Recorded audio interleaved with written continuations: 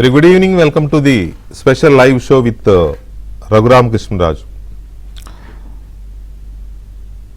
బాగా గుర్తుంది మనకి ఎంపీగా ఉన్నప్పుడు ఆయన పుట్టినరోజునే రఘురామ కృష్ణరాజు గారిని అప్పటి ఏపీ సిఐడి పోలీసులు హైదరాబాద్ నుంచి అపహరించుకుపోవడం, ఆ తర్వాత టార్చర్ పెట్టడం, ఆయనని హత్య చేయాలని చేసిన ప్రయత్నం, అదంతా ఆ కేసు అంతా చాలా దేశవ్యాప్తంగా సంచలనం సృష్టించిన కస్టోడియల్ టార్చర్ కేసు అది. సో అది అప్పటి నుంచి ఆ దర్యాప్తు కొత్త ప్రభుత్వం వచ్చిన తర్వాత స్వయంగా ఆయనే వెళ్ళి గుంటూరు పోలీస్ స్టేషన్లో కంప్లైంట్ ఇవ్వడం, ఆ తర్వాత దర్యాప్తు చూస్తూనే ఉన్నాం మనం. ఇందులో చాలా మలుపులు ఉన్నాయి. అందులో అప్పుడు డిఐజీగా ఉన్న సునీల్ నాయక్ ఐపీఎస్ అధికారి, బీహార్ క్యాడర్ ఐపీఎస్ అధికారి కూడా ఈ కేసులో ఒక పార్ట్ అని ఆయన కంప్లైంట్ చేయడం, ఏపీ పోలీసులు ఆయన్ని బీహార్ వెళ్ళి అరెస్ట్ చేయడానికి దర్యాప్తు బృందం వెళితే అక్కడ ఆయన సహకరించకుండా అక్కడ పోలీసుల మద్దతుతో, అక్కడ హోంగార్డుల మద్దతుతో, ఎందుకంటే అక్కడ ఆయన హోంగార్డ్స్ ఏడీజీగానో డీజీగానో ఉన్నట్టున్నారు ఇప్పుడు ఏడీజీగా. సో వాళ్ళ మద్దతుతో ఇక్కడ పోలీసుల్ని ఎంటర్ కానివ్వకపోవడం, మొత్తం మీద మళ్ళీ ఇక్కడ కోర్టులో, గుంటూరు కోర్టులో ఆయన యాంటిసిపేటరీ బెయిల్ కేసే, మొత్తం మీద అది తిరిగి ఆయన విచారణకి హాజరు కావాల్సిన పరిస్థితి వచ్చింది. అందులో భాగంగా ఆయన యాంటిసిపేటరీ బెయిల్కి వెళ్ళారు ఏపీ హైకోర్టులో. ఆ సందర్భంగా ఏపీ హైకోర్టు నిన్న చాలా సీరియస్ కామెంట్స్ చేసింది.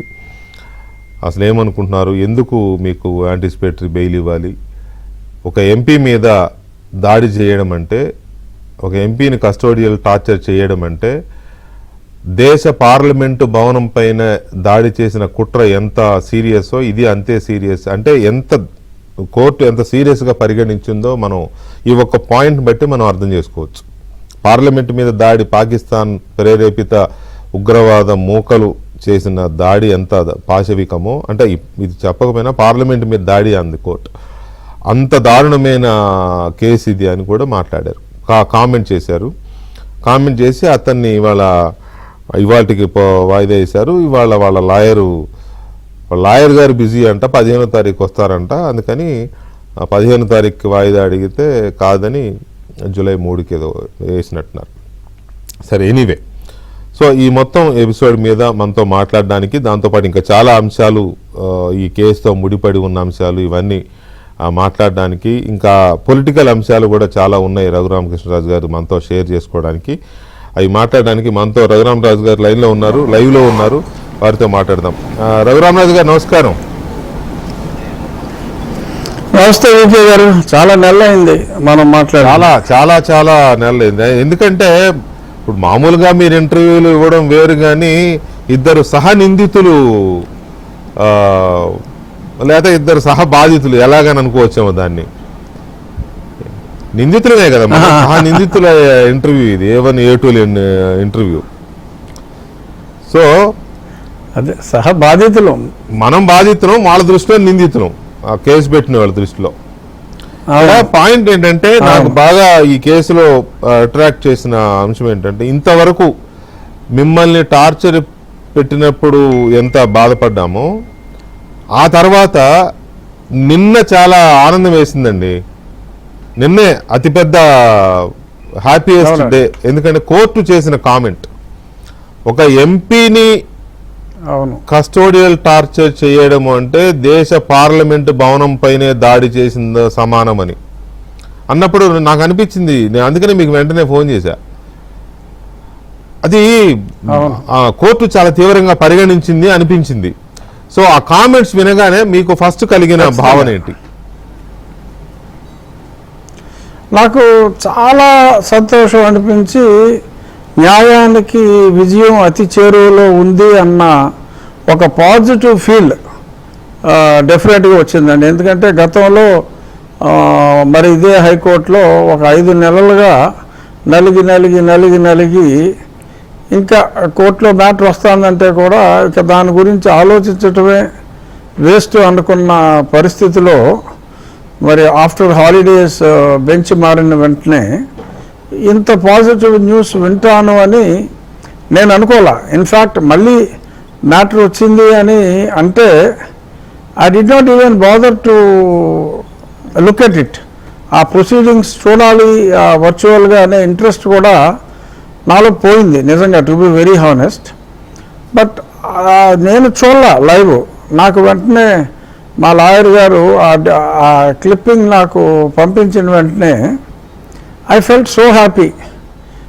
న్యాయం గెలుస్తుంది అన్న పరిపూర్ణ విశ్వాసం నాకు ఆ ఆర్గ్యుమెంట్స్ చూసిన తర్వాత, ఎస్పెషల్లీ ఇందాక మీరు చెప్పింది ఒక పార్లమెంటేరియన్ పై దాడి అంటే, ఇప్పుడు పార్లమెంట్ పై దాడి అంటే బిల్డింగుల మీద దాడి కాదు కదా, అక్కడ అందులో ఉన్న సభ్యుల మీదే కదా దాడి. ఇది కూడా అటువంటి దాడి అని చెప్పి, అవును ప్రజాస్వామ్యం పైన దాడి అనే అంశం మరి ఆయన చెప్పకనే అంత స్పష్టంగా చెప్పటం అనేది నాకు చాలా సంతోషాన్ని ఇచ్చింది. ఈరోజు లేదంటే ఒక చిన్న వాయిదా అడుగుతారనుకున్నా, కానీ మరి అసలు ఆశ్చర్యం ఏంటంటే సునీల్ నాయక్కి సరే ఒక ఐపీఎస్ ఆఫీసర్కి ఒక 2 లక్షల జీతం అని అనుకోవచ్చు. మరి ఆయన జీతం డబ్బులన్నీ గతంలో ఒకసారి ఇదే కపిల్ సిబల్ వచ్చారు, ముకుల్ రోహతగి కూడా స్క్రీన్ మీద కాసేపు కనపడి సరే ఈయన కపిల్ ఉన్నాడు కదా అని చెప్పి ఇంకా ఆయన తప్పుకున్నప్పటికీ కూడా ఒకసారి అలాగా ఆ స్క్రీన్ మీదకి వస్తే ఆ బిల్లు పడిపోతుంది. మరి ఈయన గత 2 సంవత్సరాల జీతం వీళ్ళ లీగల్ ఫీజుకే సరిపోదు యాక్చువల్గా. దీని కనుక అప్పట్లో మనం ఎవరైతే ఉన్నారు అని మనం అనుమానించామో ఆ వ్యక్తే బహుశా ఇదంతా చూసుకుంటున్నాడా అనే ఒక అనుమానం. అంటే ఆ వ్యక్తే ఉన్నాడా అంటే ఇందులో ఇక్కడ ఒక చిన్న సందేహం. కపిల్ సిబల్ గారు కాంగ్రెస్ పార్టీ నాయకుడు, నో డౌట్. అవడానికి సీనియర్ కౌన్సిల్, సుప్రీంకోర్టు సీనియర్ కౌన్సిల్, దేశంలో పేరు ఆయన ఇప్పుడు కాంగ్రెస్ లో కూడా లేడండి. Kapil Sibal is no more with Congress. No more with Congress, కానీ కాంగ్రెస్ పార్టీ నాయకుడుగానే ఆయనకి ముద్ర బలంగా ఉంది. నో డౌట్ ఒకప్పుడు సీనియర్ కౌన్సిల్ టాప్ 10 లో ఉంటాడేమో ఇప్పుడు ఇండియాలో ఉన్న సీనియర్ కౌన్సిల్స్ లో. అవును, ఇప్పుడు ఆయన ఈ చార్జెస్ బాగా కావాల్సిన వాళ్ళకైతే 25, నార్మల్ చార్జెస్ 30 ఫర్ అపియరెన్స్. మరి అలాంటప్పుడు 2 సంవత్సరాలు ఖచ్చితంగా ఎవరో ఒక చాలాలో పాపం పేపర్లో పాపం గిరిపుత్రుడని అదని ఇదని విపరీతంగా జాలు చూపిస్తూ ఉంటారు. ఆయనేమో who is who in the country వాళ్ళని ఎంగేజ్ చేసి, దానికి ముందేమో బీహార్లో ఒక 8 నెలలు అక్కడ కోర్టులో స్టే తీసుకొచ్చి ఆపి, ఆ తర్వాత యావత్ పోలీసు యంత్రాంగాన్నే మోహరించి ఆంధ్ర పోలీసుని మరి గడగడలాడించేశాడని చెప్పి ఇక చాలామంది కొంతమంది కుమార్స్ కూడా దాని గురించి చాలా గొప్పగా మాట్లాడుకోవటం కూడా జరిగింది. బట్ ఏదేమైనా ఐ థింక్ రేపు జూలై 3వ తారీఖు 15వ తారీఖు వరకు వాళ్ళు అడిగితే న్యాయమూర్తి గారు సరే మీరు అంత టైం అడిగితే ఇస్తాను కానీ ఇంటీరియం ప్రొటెక్షన్ ఇవ్వను అంటే వాళ్ళు జరుచుకుని అప్పుడు దాకా అసలు ఇండియాలోనే ఉండడం 15వ తారీఖు దాకా అని అడిగిన వ్యక్తులు కూర్చొని సరే అయితే ఇంకొంచెం ఎర్లీగా ఇవ్వమని అడగటం, జూలై 3వ తారీఖుకి అది ఈరోజు వాయిదా అంటే వాళ్ళు అడిగిన డేట్కి ఒక 13 రోజుల ముందుగానే డేట్ ఇవ్వటం జరిగింది. నా ఉద్దేశంలో ఆ తారీఖుకి ఆయన కడుపు నొప్పి వచ్చినా తలనొప్పి వచ్చినా ఆ సిబల్ గారికో లేకపోతే ఇంకెవరికో ఫర్దర్ వాయిదాలు ఏమీ ఉండవు అని నేను భావిస్తున్నాను. కానీ అంటే ఇక్కడ ఆశ్చర్యకరమైన పరిణామం ఏంటంటే రాజు గారు, లాయర్ ఊళ్ళో లేడనో లేకపోతే లాయర్ గారు బిజీగా ఉన్నారనో కోర్టు వాయిదాలు పడడం అనేది సంథింగ్. అంటే జడ్జిలకి ఖాళీ ఉండదా? జడ్జిలు వాళ్ళు ఏమన్నా ఫ్రీగా ఉంటారా? లాయర్లు బిజీగా ఉంటే జడ్జిలు ఫ్రీగా ఉంటారా? ఏం న్యాయ వ్యవస్థలో లాయర్లకి అంటే మరి ఆయన ఏదో విహారయాత్రకో వినోదయాత్రకో వెళ్ళిపోయాడంటే ఇప్పుడు యాక్చువల్గా ఈవెన్ ద లాయర్స్ కూడా they have misled the court today. I'm very sorry to say. పచ్చి అబద్ధాలు ఆడాడు వాళ్ళ లాయర్ కూడా. అంటే ఢిల్లీ నుంచి వచ్చిన అతను వాళ్ళ జూనియర్ అని ఆల్ త్రూ కపిలే ఇది అడ్రస్ చేసినట్టు. ఒకసారి కపిల్ వచ్చాడు ఈ కేసులో. బట్ అంతకు మునుపు ఇక్కడ లోకల్లోనే ఇక్కడున్న ఇప్పుడు ఎక్కువగా జనసేన కూడా కేసులు చేస్తూ ఉంటారు ఆయన అశ్విని కుమార్ గారు. అశ్విని కుమార్ గారు is lawyer on record. And ఇంకా మహారాష్ట్ర బీహార్ బేస్డే గతంలో సీనియర్స్ ఇతని తరఫున ఆర్గ్యూ చేశారు. ఏదో రెగ్యులర్గా కపిల్ సిబల్ గారే ఆర్గ్యూ చేసినట్టు, ఆ మ్యాటర్ అంతా ఆయనకే తెలిసినట్టు, అందుకని ఆయన లేకపోతే ఇక్కడ ఆర్గ్యుమెంట్లకి ఇబ్బంది అయిపోతుంది అన్నట్టుగా డెఫినెట్గా కోర్టుని తప్పుదోవ పట్టించాడు కపిల్ సిబల్ గారి అసిస్టెంటు. సో కాబట్టి గతంలో ఈ బెంచ్ మారింది కాబట్టి ఈ జడ్జి గారికి గతంలో ఎవరెవరు లాయర్లు వచ్చారు అనేది తెలిసే అవకాశం లేదు కాబట్టి నార్మల్గా మాజీ న్యాయశాఖ మంత్రి, సో సీనియర్ మోస్ట్ రెస్పెక్టెడ్ లాయర్గా వాళ్ళ లాయర్ ఆఫీసులో వాళ్ళు ఎంత పచ్చి అబద్ధాలు ఆడతారని ఏ న్యాయమూర్తి గెస్ట్ చేయడు కాబట్టి అది పరిగణలోకి తీసుకున్నారు. సో ఇన్నాళ్ళు ఆగాం, ఇంకొక 15 రోజుల్లో తప్పకుండా న్యాయం జరుగుతుంది. ఎందుకంటే అతను నోరు విప్పట్ల, సాక్ష్యాలన్నీ ఉన్నాయి, 164 స్టేట్మెంట్స్ ఉన్నాయి. అతని పాత్ర ఏంటి? ఇన్ఫ్యాక్ట్ మన మీద కంప్లైనెంట్ కూడా అతనే. ఇప్పుడు మిమ్మల్ని నన్ను ఆ మూర్తి గారిని A1, A2, A3లుగా చేర్చింది కూడా ఆ సునీల్ నాయకే. సో కంప్లైనెంట్ అతనే. మరి అతనే ఆ రోజు విజయపాల్ ఇతను అక్కడ గదిలో పక్కనే కూర్చున్నారు, హింసాకాండ జరిగినప్పుడు వాళ్ళు పక్క గదిలోనే ఉన్నారు అని ఎన్నో సాక్ష్యాధారాలు ప్రస్ఫుటంగా ఉన్నప్పటికీ అతను ముందు ఒప్పుకోలేకపోయినా తర్వాత గుడ్లో మెల్ల నేను అక్కడే ఉన్నాను అని ఒప్పుకున్నాడు. తప్పు కొట్టినట్టు నాకు తెలియదు. అసలు నువ్వే కంప్లైంట్ అయితే నువ్వు అక్కడికి ఎందుకు వచ్చావు? You are not suppose to be, investigation is going on అంటే ఏదో విఐపీ కదా అని చెప్పి వచ్చాను అని చెప్పి అతను ఏదో కొన్ని స్టేట్మెంట్లు ఇచ్చినట్టుగా మీడియాలో కథనాలను నేను చూశాను. కానీ అతను అసలు నిజం మాట్లాడతల్లా. చాలా బాగా కోఆపరేట్ చేశాడు అని పచ్చి అబద్ధాలు మరి లాయర్లు మాట్లాడటం దురదృష్టం. కానీ లాయర్లు అబద్ధాలే మాట్లాడతారు. బీహార్ వెళ్ళినప్పుడు ఏపీ పోలీస్ చేశాడు. అసలు ముందు ఇక్కడ విచారణకు రాకుండా 8 నెలలు కోర్టు స్టే తీసుకుని ఆ తర్వాత దాడి చేసి ఇక్కడికి వచ్చినప్పుడు నోరెప్పకుండా కూర్చుని కోఆపరేట్ చేశాడు అని చెప్పి మాట్లాడటం హాస్యాస్పదం. అసలు ఇక్కడ అన్నిటికైనా ఆశ్చర్యకరమైన అంశం ఏంటంటే, సరే ఇతను A6 ఏదో ఉన్నాడు ఈ సునీల్ నాయక్, ఆ A1ని ఒకసారి మాట్లాడి పంపించారు.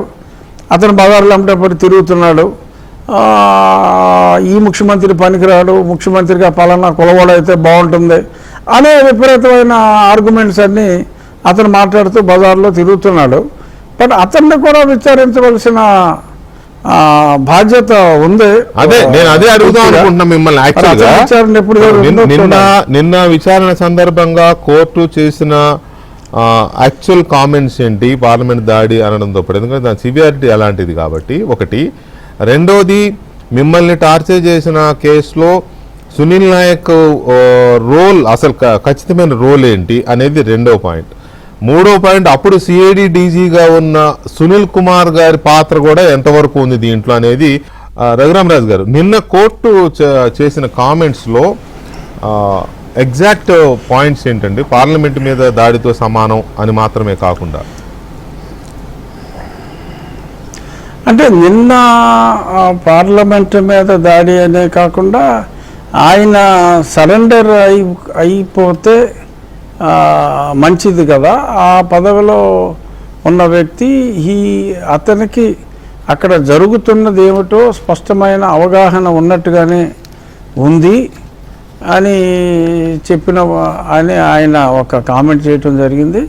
అలాగే ఆయన చాలా ఏదో మెడల్స్ వచ్చినాయి అని చెప్పి వారి తరపు న్యాయవాది గారు చెప్పినప్పుడు, అవును పదవుల్లో ఉన్నప్పుడు మెడల్స్ రావటం అనేది చాలా సహజమని, ఇంకా వారు ఒక రకంగా అంటే వారు ఎంత పవర్ఫుల్ అనేది గతంలో మనం చూసాము. అక్కడికి వెళ్ళినప్పుడు ఆయన వేలరంతా కూడా మనం గమనించామని. ఎందుకంటే అప్పుడు చాలామందిని ఆయన ఒక 500-600 మందిని మోహరించి ఆంధ్ర పోలీస్ని టెర్రరైజ్ చేసినట్టుగా అప్పుడు పేపర్లో వాటిలో చాలా స్పష్టంగా వచ్చింది కాబట్టి బహుశా అవన్నీ కూడా న్యాయమూర్తి గారు చూసి ఉండవచ్చు.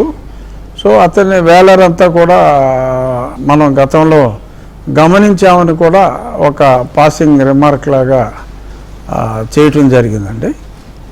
సో ఇతని నేచర్ని, సునీల్ నాయక్ నేచర్ని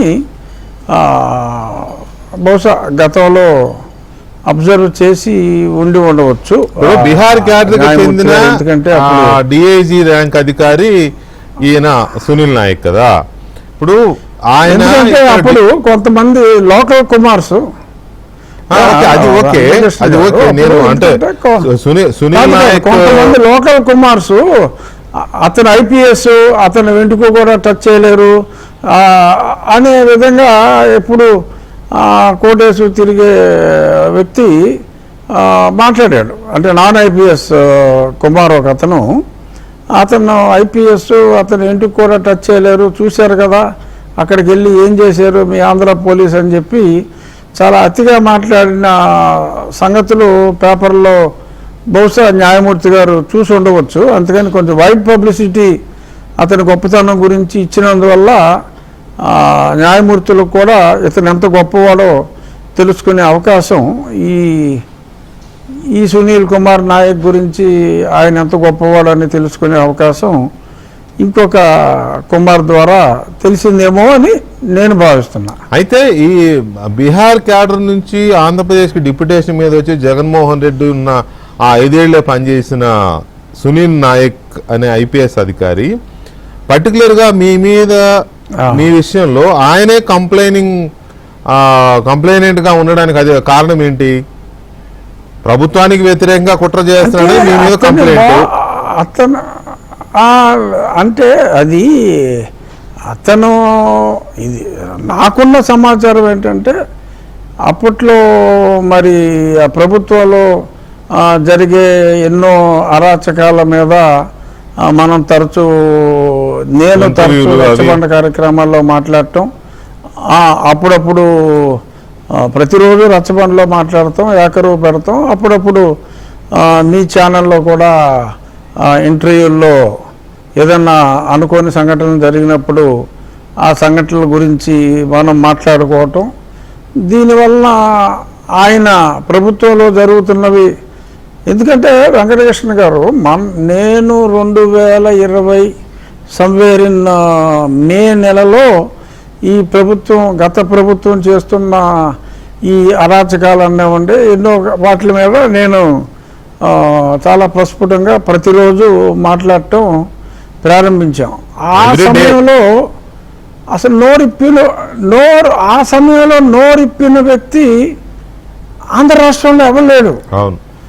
ఆ సమయం కాదు, అది జరిగిన 1 సంవత్సరంన్నర 2 సంవత్సరాల వరకు కూడా సుమారు 2022 మిడ్ వరకు కూడా కరోనా పూర్తిగా కంట్రోల్ అయిపోయేదాకా కూడా పెద్దగా అసలు ఈ ప్రభుత్వ పనితీరు మీద కించిత్ నోరు విప్పిన వ్యక్తులు కూడా అసలు ఎవరూ లేరు. అది అప్పటి ప్రతిపక్ష పార్టీలు కావచ్చు, నాయకులు కావచ్చు, ఎవరైనప్పటికీ కూడా అప్పట్లో నేనే ఎక్కువగా మాట్లాడుతూ ఉండేవాడిని.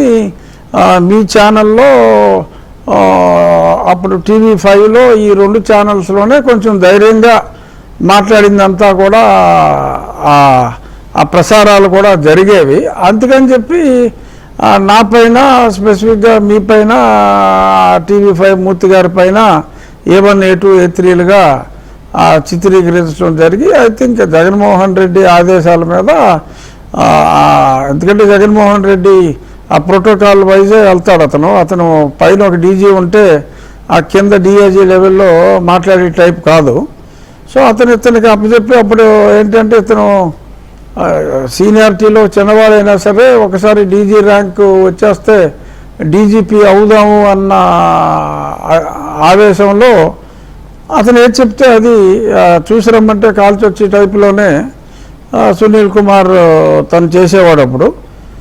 సో అతను కింద ఇతనికి అప్పచెప్పటం, ఇతనే కంప్లైనెంట్గా అది రాయటం, మరి దానికి ఒక సాక్షి సంతకం కావాల్సి వస్తే ఆ బోరగడ్డ అనిల్ అన్నవాడిని మరి సాక్షిగా పిలిచి దానికి సాక్షి సంతకం బోరగడ్డ అనిల్ తోటి పెట్టించుకొని అప్పటికప్పుడు గంటల వ్యవధిలోనే కోర్టుకి సబ్మిట్ చేయకుండానే హైదరాబాదు వెహికల్స్ ముందు రోజే బుక్ చేసి అంతా ప్లాన్ చేసుకుని అక్కడ నన్ను లిఫ్ట్ చేశారు అని తెలిసిన తర్వాత ఇక్కడ కోర్టులో వీఆర్ గోయింగ్ టు అరెస్ట్ అని చెప్పి ఫైల్ చేయడం జరిగింది, which it self is a crime.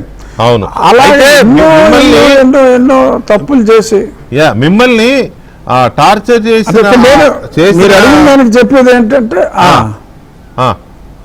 చెప్పండి అంటే మీరు అడిగిన స్పెసిఫిక్ క్వశ్చన్కి ఏంటంటే it is mister PV Sunil Kumar for his own promotion are what ever may be the reason. Jaganmohan రెడ్డికి నేనంటే అప్పట్లో ఏకైక ప్రతిఘటించే వ్యక్తిని కాబట్టి నేనంటే ఉన్న కోపంతో మాట్లాడే ఈ ఒక్క గొంతుని నొక్కేయాలి అనే ఉద్దేశంతో ఇతనికి ఆ టాస్క్ అప్పచెప్తే అతను జూనియర్కి అప్పచెప్పి వీళ్ళందరూ కలిసి నన్ను అక్కడి నుంచి లిఫ్ట్ చేయటం, నేను మాట్లాడిన ప్రసార మాధ్యమాలు దాన్ని ప్రసారం చేసినవి ముఖ్యంగా ఏబిఎన్ అండ్ TV5 కాబట్టి నాతో పాటు మిమ్మల్ని కూడా కలిపి స్టార్టింగ్ నన్ను తీసుకుపోవటం, భగవంతుడి దయ వలన 48 గంటల్లోనే సరే తన్నులు దారుణంగా తిన్నప్పటికీ తన్నులు తిన్న 24 గంటల్లో నేను బయటపడినందువల్ల ఇమ్మీడియట్గా మిమ్మల్ని మూర్తి గారిని పికప్ చేయటం జరగలేదు. సరే ఆ తర్వాత ఇదంతా అయిన తర్వాత కస్టోడియల్ టార్చర్ విషయాలన్నీ బయటకు వచ్చిన తర్వాత మీరు కూడా ముందుగానే కోర్టుకు వెళ్ళి తగు జాగ్రత్తలు తీసుకున్నందువల్ల అక్కడ ముందుగానే కెమెరాలు ఫిక్స్ చేసినందువల్ల ఈ చిత్రహింసలు ఖచ్చితంగా మీరు తప్పించుకోగలిగారు. బట్ ఇది ఓవరాల్గా కావాలి అని చెప్పి జగన్మోహన్ రెడ్డి సూచనల మేరకు ప్రమోషన్ కోసం పివి సునీల్ కుమార్, ఈ సునీల్ కుమార్ నాయక్తో అతని అనుచరుడైన విజయపాల్తో కలిసి ఈ పథకానికి ఇప్పుడు సునీల్ నాయక్ పథక రచన ఫిర్యాదుదారుగా సునీల్ నాయక్ గాని లేకపోతే మిమ్మల్ని కస్టోడియల్ టార్చర్ చేసిన దాంట్లో విజయపాల్ అండ్ అదర్స్ మొత్తం మీద 5 మీరు కళ్ళకు గంతలు కట్టినా కూడా నేను గుర్తుపట్టగలనని చెప్పిన 5 అని చెప్తున్నారు కదా, ఆ 5లో సునీల్ నాయక్ కూడా ఉన్నాడా లేదా ఆ ప్రెమిసెస్ లో ఉన్నాడా ఛాంబర్ లో అనేది మొత్తం అందులో సునీల్ నాయక్ అది లేదండి. సునీల్ నాయక్ ఆ గదిలోనే కూర్చుని ఆర్గనైజ్ చేసుకున్నాడు అతను. అదే అంటున్నాను, ఆ బండోడు ఉన్నాడు. ఉన్నారు అవునవును, లోపలికి వచ్చిన వాళ్ళు Sunil Naik direct involvement including complaint దీనిగా రైట్. తర్వాత సునీల్ కుమార్ కంప్లైంట్ అతను ఆ పక్క రూమ్ లోనే విజయపాలు ఇతను ఆ పక్క రూమ్ లోనే కూర్చుని మానిటర్ చేసి ఒక ఏఎస్ఐ బయటికి ఎక్కడికో కేకలు వినపడుతున్నాయని చెప్పినప్పటికీ కూడా ఇది పెద్దవాళ్ళ వ్యవహారం, నువ్వు ఇక్కడి నుంచి వెళ్ళిపో అని చెప్పి అతన్ని పంపించేయడం జరిగింది. ఇవన్నీ కూడా 164 స్టేట్మెంట్స్ ఉన్నాయి. ఆ తర్వాత పివి సునీల్ కుమార్ కొంతమంది అధికారులు, డిఎస్పీ స్థాయి అధికారులు, మిగిలిన కింద స్థాయి వాళ్ళతో కూడా అతను ఈ విషయం బయటికి వెళ్ళిందంటే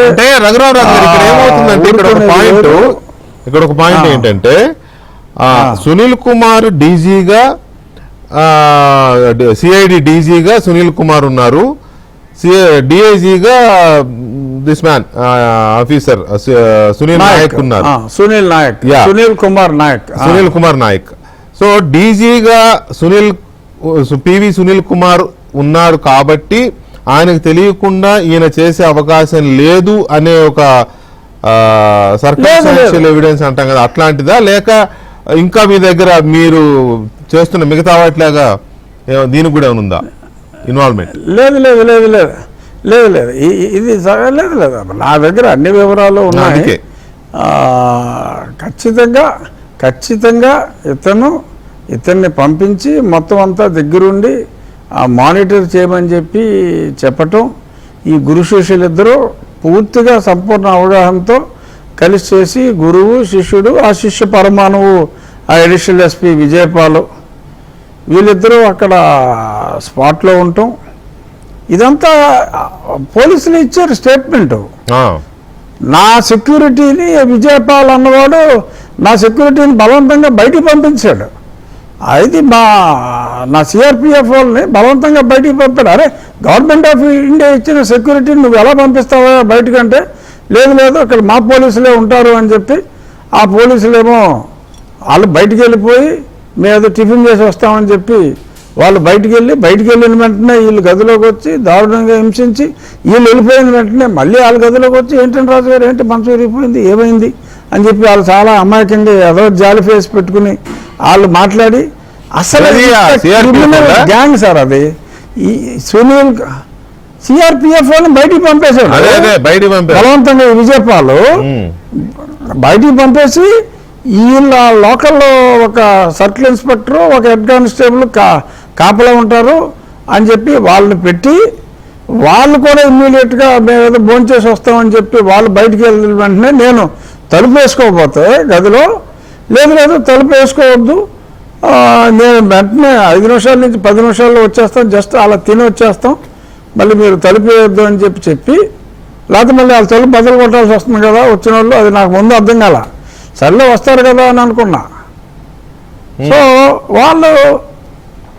వీళ్ళు వెళ్ళారు ఇమ్మీడియట్గా ఆగంతకులు వచ్చారు మొహానికి అది కర్చీఫ్ లాగా పెద్ద కర్చీఫ్ కట్టుకుని అంతే గదికి లాక్ చేశారు బ్యాగ్ తీశారు తాడు ఈ కర్ర ఇవన్నీ తీసి ఆయన చెప్పిన హింసాకాండం అంతా జరిపించి వాళ్ళు వెళ్ళిపోయిన వెంటనే సినిమా క్లైమాక్స్లో పోలీసులు వచ్చినట్టు ఆ సీఏ గారు ఈ హెడ్ కానిస్టేబుల్ మళ్ళీ వచ్చారు.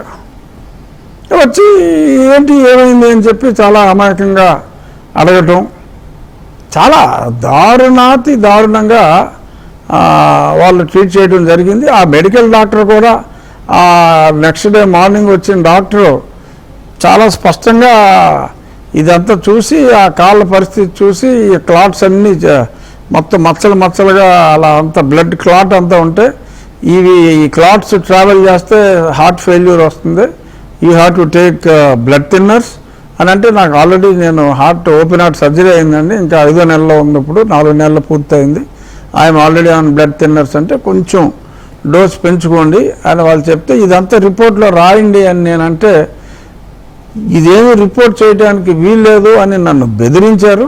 సో అంచేత నేనేం చేయలేను సార్ నేను మీ అభిమానిగా మీ రెగ్యులర్ మీ రచ్చబండలు చూస్తాను నేను సో అందుకని నేను మీకు చెప్తున్నాను you have to be really very careful అని చెప్పి ఇదంతా కూడా సబ్సిక్వెంట్గా అక్కడ ఉన్న డాక్టర్లు ఆ ప్రభావతి ఎలాగా రిపోర్ట్లు మార్చమని చెప్పింది అవన్నీ కూడా సబ్సిక్వెంట్గా ఎవరైతే డాక్టర్స్ అప్పుడు డీల్ చేశారో వాళ్ళందరూ 164 స్టేట్మెంట్స్ ఇచ్చారు కోర్టులో న్యాయమూర్తి దగ్గర మెజిస్ట్రేట్ కోర్టులో they all have recorded their statements ఈ డాక్టర్స్ అందరూ కూడా వాళ్ళు స్టేట్మెంట్స్ ఇచ్చారు. ఇవన్నీ కూడా సబ్సిక్వెంట్గా మిలిటరీ హాస్పిటల్ కన్ఫర్మ్ చేసింది. అయినప్పటికీ ఇదే గుంటూరు మెడికల్ హాస్పిటల్లో ఉన్న డాక్టర్లు ఎవరినైతే ఈ ప్రభావితం చేసి దొంగ రిపోర్టులు రాయించిందో అవన్నీ కూడా వాళ్ళు చాలా స్పష్టంగా పేర్కొనడం జరిగింది.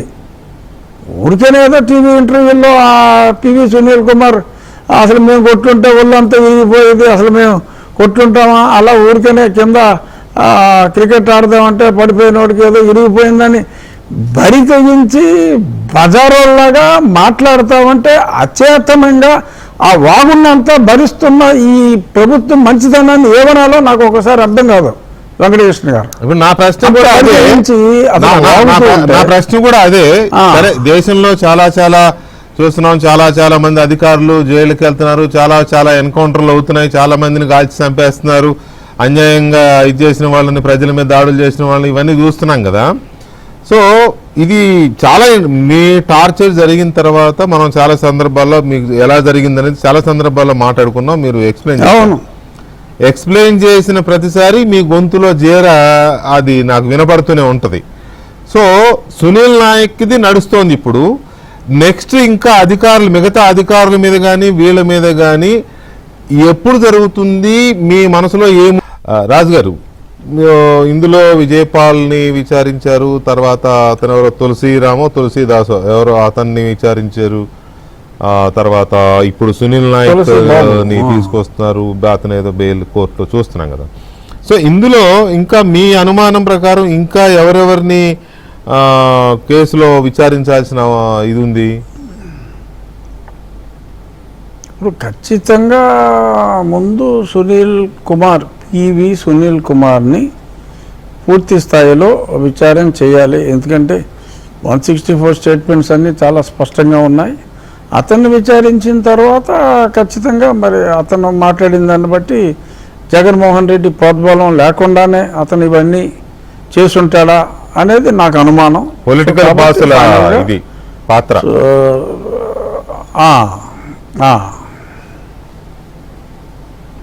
అవునండి. సో నాంతటి నేనే తలడిల్లిపోయి ఇదంతా చేశానని చెప్పి మరి అతను అంటాడా? జగన్మోహన్ రెడ్డికి నాకు ఎటువంటి సంబంధం లేదని అంటాడా, ఉందని నిజం చెప్తాడా అనేది చూడాలి. ఇప్పుడు సునీల్ కుమార్ గారు ఇందులో A1, A2, A3 ఇప్పుడు మీరు చెప్పిన దాని ప్రకారం సునీల్ నాయక్ నంబర్ ఎంత, సునీల్ కుమార్ గారి నంబర్ ఎంత? సునీల్ కుమార్ నంబరు A1 అండి. పివి సునీల్ కుమార్ గారిది పివి సునీల్ కుమార్ A1, ఎందుకంటే అతను ముఖ్య పాత్రధారి, మొత్తం అంతా నడిపించింది అంతా కథానాయకుడు, మెయిన్ కథానాయకుడు అతనే. కాబట్టి అతను అప్పట్లో ఉన్న కొంచెం ఇంటెలిజెన్స్లో డైరెక్ట్గా ఉన్నా లేకపోయినా ఇంటెలిజెన్స్ వ్యవహారాలు అన్నీ చూసే మన సీతారామాంజనేయులు గారు ఆయన A2, Jaganmohan Reddy A3, Vijaypal A4. ఆ తర్వాత సబ్సిక్వెంట్గా ఈ సునీల్ నాయక్ అన్నతను ఈ 164 స్టేట్మెంట్స్ అన్నీ వచ్చిన తర్వాత ఆ స్పాట్లో చాలా కీలక పాత్ర పోషించిన వ్యక్తిగా సునీల్ కుమార్ నాయక్ని సాక్షులు చెప్పిన వివరాలను బట్టి అతన్ని అక్యూజ్డ్గా ఆ తర్వాత A6గా అతన్ని చేర్చడం జరిగిందండి. ఈ మొత్తం లిస్టులో ఎవరైనా డైరెక్ట్ గానో ఇండైరెక్ట్ గానో మధ్యవర్తుల ద్వారానో ఏదో రకంగా రాజుగారు మమ్మల్ని వదిలేయండి, జరిగిపోయింది మేము కావాలని చేయలేదు అని ఎవరైనా బతిమాలుకోవడం లేదా రాజీ ప్రయత్నాలకు శరణు అంటారు కదా, అట్లా ఏమైనా జరిగాయి. అది మనం మీడియాలో చెప్పలేం. జరిగాయి, ఖచ్చితంగా జరిగాయి. అంటే అధికారులా లేకపోతే నాన్న ఆఫీసర్ సార్? లేదు, అధికారులే. ఓకే, అదే నేను విన్నాను. బట్ అది మీరు దాన్ని అధికారి వేరే వాళ్ళ అధికారి చెప్పింది కూడా ఏంటంటే ఏ అధికారో, ఇక్కడ 3-4 అధికారులు ఉన్నారు కదా, ఏ అధికారో నేను చెప్పకూడదు, కానీ అధికారి మాటగా నాకు వచ్చింది ఏంటంటే అసలు అతను ఇవాళ రాజుగారు బతుకున్నాడంటేనే దానికి కారణం నేను, కనీసం చంపకుండా వదిలేసేమో అన్న గ్రాటిట్యూడ్ అన్నా ఉండాలి కదా అని కూడా చెప్పడం జరిగింది. చంపకుండా వదిలేశారా? అది బాగుంది. సో సరే, మళ్ళీ అదేదో పెద్ద కేసు అవుతుంది. ఇప్పుడు ఏదో కృష్ణలంక కేసులే కానీ ముందే ఊహించి ఎందుకు వచ్చిన గొడవరా బాబు, ఎంపీలు లేపేసామంటే మొత్తం అసలుకే అసలు వస్తుందని చెప్పి భయంతో వదిలేసి ఉండొచ్చు. కానీ ఏదైనా వదిలేసింది తర్వాత సంగతి తర్వాత, ఇప్పుడు ముందు బతుకున్నాడంటే కారణం నేనే కదా అన్న ఆ పాయింట్ కూడా ఒక అధికారి తీసుకోవడం జరిగింది. అంటే నేను కూడా ఏదో సునీల్ కుమార్ గారు అంటే నాతో కాదు బయట ఎవరితోనో అసలు ఆ విషయంలో ఈ ప్రస్తావన వచ్చినప్పుడే నేను తప్పది కరెక్ట్ కాదు అని నేను సైట్ చేస్తేనే ఎవరో రెడ్డి గారు, ఇంకొక IPS రెడ్డి గారి ద్వారా నడిపించే ప్రయత్నం చేశారు. ఇదని ఆయన ఏదో దాన్ని తనకు సంబంధం లేదు అని చెప్పుకునే ప్రయత్నం చేసినట్టుగా నేను విన్నాను. ఎవరు థర్డ్ పర్సన్ చెప్తా ఉంటారు కదా. సో ఎనీవే అది ఒక ఆస్పెక్ట్ అనుకోండి. ఇప్పుడు మీరేమో అసలు సునీల్ కుమారే కీలకం అని మీరు అంటున్నారు. ఆయన ఏదో లేటెస్ట్ ట్వీట్ చూశాను, నిన్న ఇవాళ చూశాను. ఆయన ట్వీట్ తన మీద తన పైన దుష్ప్రచారం, తన పరువు నష్టం కలిగించే విధంగా ప్రచారం చేస్తున్నారు ఆయన భార్య గారు, అలాగే బావమరిది గారు, అండ్ అంటే పివి రమేష్ గారు ఉన్నారు కదా. అది ఇంకో కేసు, కేసే. మీడియా కూడా ఇన్వాల్వ్ చేశారు ఆయన. సమ్ సెక్షన్ ఆఫ్ మీడియా వీళ్ళందరి సంగతి అవునవును చూశానండి. చూసారా మీరు? చూసా. అంటే ఇవాళ ఆయనే పెట్టాడు ట్వీట్. ఆయన పెట్టిన ట్వీట్ని నాకు ఎవరో పోస్ట్ చేస్తే brother in law PV Ramesh గారు, ఆయన భార్య అరుణ గారు, వారి మీద వారిన పరువుకి భంగం కలిగిస్తున్నారు.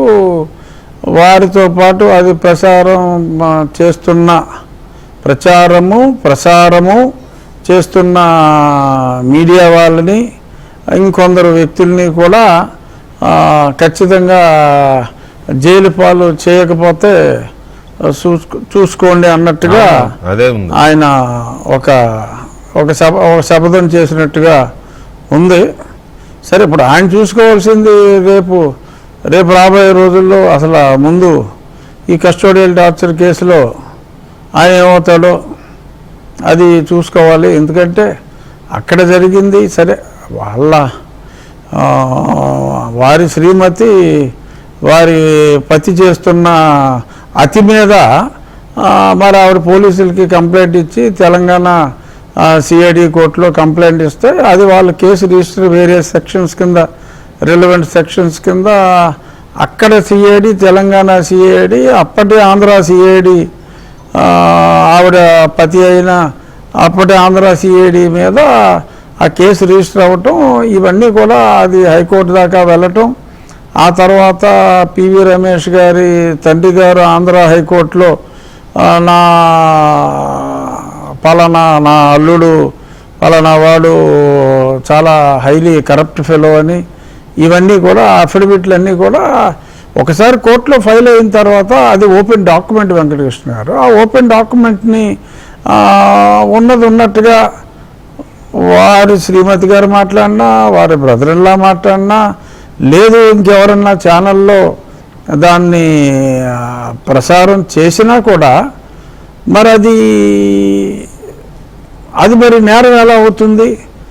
దానికి ఈయన కోర్టులో ఫైల్ చేసినంత మాత్రాన అనవసరమా అవసరమా పక్కన పెడితే వీళ్ళందరూ కలిసి నన్ను అల్లరి చేస్తున్నారు అని బాధతోనూ ఆవేదనతోనూ ట్వీట్ చేసి ఉండొచ్చు. కానీ ఇప్పుడు మీరు అంటే నాకు డౌట్ వస్తుంది, కోర్టులో కేసు ఉన్నప్పుడు అలాంటి ట్వీట్ చేస్తే అది థ్రెటనింగ్ కిందకు వస్తుంది కదా. డెఫినెట్గా మిస్ అయ్యారు. డెఫినెట్గా థ్రెటనింగ్ కిందే వస్తుంది. ఒక పక్క గృహహింస అని చెప్పి వాళ్ళు కేసు వేస్తే సరే, అదేదో భార్యాభర్తలు చూసుకోవాల్సిన వ్యవహారం అనుకోండి. బట్ ఒకసారి ఓపెన్ కోర్టులో వేసిన తర్వాత ఈయన ముఖ్యమంత్రులు ఎవరుండాలో అనే చెప్పే స్థాయితో బజార్లెమ్మట తిరుగుతున్నప్పుడు, ప్రజా జీవితంలోకి నేను వచ్చేస్తున్నానని చెప్తున్నప్పుడు, జనరల్గా శ్రీశ్రీ గారు అన్నట్టు వ్యక్తుల జీవితాలు, ప్రైవేట్ జీవితాలు వారి సొంతం, పబ్లిక్లోకి వస్తే ఏవైనా అంటాం. ఇప్పుడు నా గురించి కూడా రకరకాలుగా అతను మాట్లాడుతున్నాడు. ఎందుకంటే నేను పబ్లిక్లో ఉన్నాను కాబట్టి వాళ్ళందరికీ కూడా, ప్రతి వాడికి కూడా మాట్లాడే రైట్ ఉంటుంది పబ్లిక్లో ఉన్నవాడిని. సో అలాగా అతను ఇప్పుడు నా మీద ఏదో కొన్ని ఎఫ్ఐఆర్ రిజిస్టర్ అయినాయండి. ఎఫ్ఐఆర్ కాగితాలన్నీ పెట్టుకుని రోజు చదువుతూ ఉంటారు నలుగురు నీల్ కుమార్లు. సో దాన్ని మనం ఏమంటాం, ఒకసారి పబ్లిక్ లైఫ్ లో ఉన్నాం కాబట్టి తప్పదు,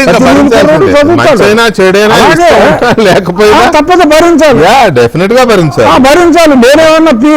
దేనేమన్నా పివి సునీల్ కుమార్ మీద పరువు నష్టం దావా వేసానా? అలాగే అతని భార్య ఇతను ఎంత దుర్మార్గుడో, ఏం చేస్తున్నాడో అని చెప్పి అది నిజం అవునా కాదా అన్నది సునీల్ కుమార్కి తెలియాలి. మరి ఒకసారి పబ్లిక్గా ఆ డాక్యుమెంట్ వేసినప్పుడు మరి నా కాగితాలన్నీ చదువుతున్నాడు కదా, అలాగే ఇంకో మీడియా వాడు ఎవడో ఆ కాగితాలు చదువుతాడు. రఘురామకృష్ణరాజు గారు మీ టార్చర్, సునీల్ కుమార్కే కాదు కదా, అందరికీ ఉంటుంది కదా. మిమ్మల్ని తీసుకెళ్లడం, హైదరాబాద్ నుంచి మిమ్మల్ని పుట్టినరోజు నాడే ఎత్తుకెళ్లడం, మిమ్మల్ని టార్చరు, మీరు గతంలో అప్పుడు చెప్పినట్టుగా చంపడానికి కూడా ట్రై చేశారు, జైల్లో కూడా ఒక మనిషిని పెట్టారు, ఇవన్నీ చాలాసార్లు చెప్పాం, ప్రజలకి తెలిసిందే ఇది.